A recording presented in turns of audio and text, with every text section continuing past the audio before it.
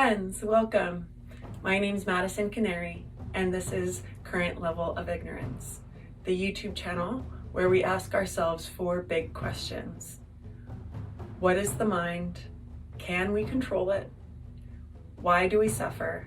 And can we stop it? Over the next couple of videos, we'll be examining these questions through the lens or the darshan of yoga. Yoga, Samkhya philosophy. Now, specifically, we'll be studying these questions through the lens of Patanjali's Yoga Sutras. So if you've taken yoga before, you are probably surprised to hear that it has anything to do with the mind.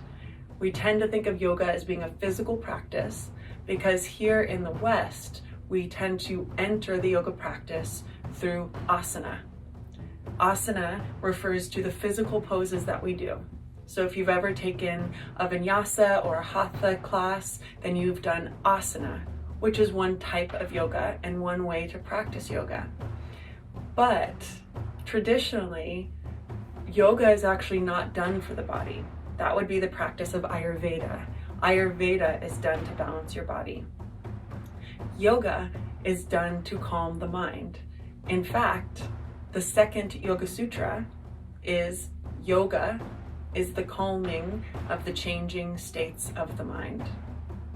So we utilize the body to calm the mind so that we can get into the heart.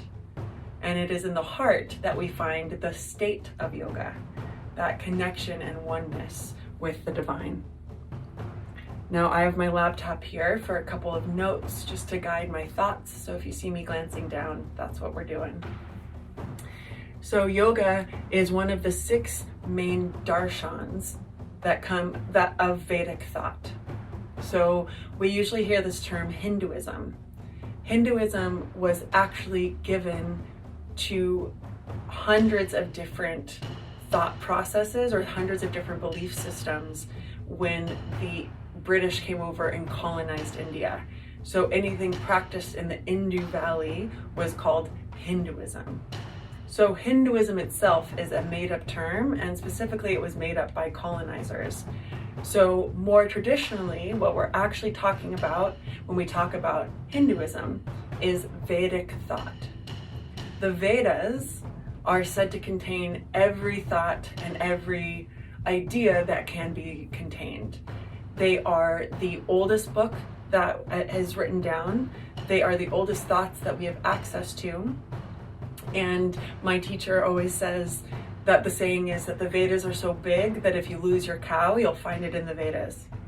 So because the Vedas are so big, over time, big thinkers have gone to the Vedas, and I kind of think of it as Google searched ideas from the Vedas. So they've gone to the Vedas, they've asked the questions that they want answers to, and through finding their lens or their answers, they have created what we call darshans, which would be 6 main lenses or 6 main ways of interpreting Vedic thought. One of those is yoga, and one of those is Samkhya philosophy. Now, Patanjali's Yoga Sutras are not part of the Vedas. They were written after, but they apply to both yogic thought, yoga, and Samkhya philosophy. So when we talk about the Yoga Sutras, we talk about yoga and we talk about Samkhya. Now, as we drop into the Yoga Sutras, as I mentioned, Sutra 1-2 is yoga is the calming of the changing states of the mind. Now, if you've spent any time alone, if you've spent any time in meditation or any time with your cell phone being dead, then you have probably experienced that the mind can be a really busy and a really crazy place. Now, with your mind being busy and crazy and distracted, you are allowing your mind to run your life. And Ram Dass, may he rest in peace, Ram Dass always says that the mind is a wonderful slave, but a terrible master. In other words, if you are allowing your mind to run you, then you are allowing your mind to be the dictator of your life. And to go back to our original questions, we can control the mind. It is possible for us to take this amazing supercomputer in our heads and send it in a beneficial direction that helps create more sustained joy for us. And that is really what the Yoga Sutras are about. The Yoga Sutras are about creating more sustained joy and creating a life of balance and ease. Now, when I teach the sutras, in person, I come at it from a slightly different angle. But today I'm going to start by talking about the kleshas. I'm going to do this because it is what inspired my title for my YouTube channel.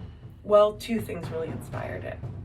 One thing that inspired it was one of my teachers, David Miller. David Miller is a wonderful teacher. If you've taken yoga in Orange County, you've probably taken from David. He is an inspiration to me and an inspiration to so many.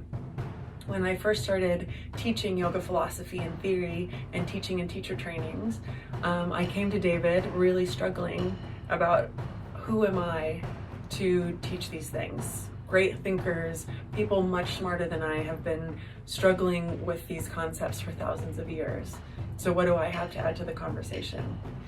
And he told me, just teach from your current level of ignorance. So don't claim to be an expert, just be a fellow explorer. And that has really inspired me and really helped me. I don't claim to be an expert, but I'm definitely an explorer. And I might not be the smartest, but I can always teach from my current level of ignorance. And this idea of ignorance also translates into the first klesha. So the Yoga Sutras say that we have 5 veils or kleshas that cloud our thoughts. We have 5 veils or kleshas that cause suffering. So to go back to our original questions, why do we suffer? The sutras say that we suffer because of our kleshas. Now, what are kleshas? Kleshas are veils over reality, specifically over our mind and the way that we see reality. So the kleshas create filters that distort our perception, selectively admitting and rejecting information. And then we project our conception of reality onto the screen that actually is reality. And the number one way that we do that, and the number one way that we cause our own suffering, is through avidya. So avidya means ignorance. Again, hence the name, current level of ignorance. Now, avidya is very specifically talking about the ignorance or the misconception that we are our physical bodies. So the sutras believe that everything is broken into 2 parts. You have Purusha and you have Prakriti. Now, Prakriti is matter. It is anything that can change. It is everything around you that is affected by time. It is everything around you that is affected by the weather. It is everything around you that you can see, you can touch, you can taste, you can interact with. All of that is Prakriti. And because it is in front of us, and because it is what our physical bodies are made of, we tend to want to identify with this Prakriti. We tend to think that we are how much we weigh. We are the color of our skin. We are the color of our hair, where we live, the kind of car we drive, what we do for a living. We start to believe that we are all these things. And because they can and do change, this belief causes our suffering. So that is avidya, believing that we are all of these things and believing that they are all so important and that that is where we find our happiness. So instead, the sutras say that to stop our suffering, we must learn that we are lost in this ignorance. We are lost in this idea that we are our Prakriti, because indeed who we actually are is our Purusha. And our Purusha is our infinite and divine nature. So our Purusha is eternal. Our Purusha is the part of us that is never changing.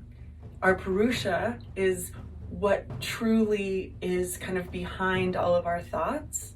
It is why we can remember something from when we were 2 years old or something from when we were 4 years old, because there is a part of us that we can access that is eternal, unchanging, and forever. And the sutras say that the more we can release identifying with our Prakriti, and the more we can always be identifying with our Purusha, then the less suffering we will have, the easier our life will be, and the more balanced our minds, our bodies, and our relationships will be. And so the whole practice of yoga is the practice of discerning, or what the sutras call viveka, discerning what is Prakriti, what is Purusha, what is changing, what is eternal. And then finding practices in place to keep lessening our attachment to Prakriti and increasing our attachment to Purusha. So we've already covered a lot today. Let's review. First, yoga is one of the 6 darshans of Vedic thought, as is Samkhya philosophy. And this is where the Yoga Sutras, or Patanjali's Yoga Sutras, would fall under. Patanjali's Yoga Sutras are 196 threads, or short sayings or aphorisms, that answer the questions: what is the mind? Can we control it? Why do we suffer? Can we stop it? The second sutra, so Sutra 1.2, is yoga is the calming of the changing states of the mind. And one thing that causes the mind to not be calm is that we are lost in avidya. Avidya means ignorance. Vidya means wisdom. So we are lost in avidya, ignorance. And this ignorance is that we believe our Prakriti, or our changing self, is who we truly are, when our Purusha, or our eternal self, is actually who we are. And all the other practices of yoga teach us to discern, or have viveka, around what is Prakriti, what is Purusha, and for us to eventually live in a space of Purusha, or a space that we are always identified with our eternal, unchanging self.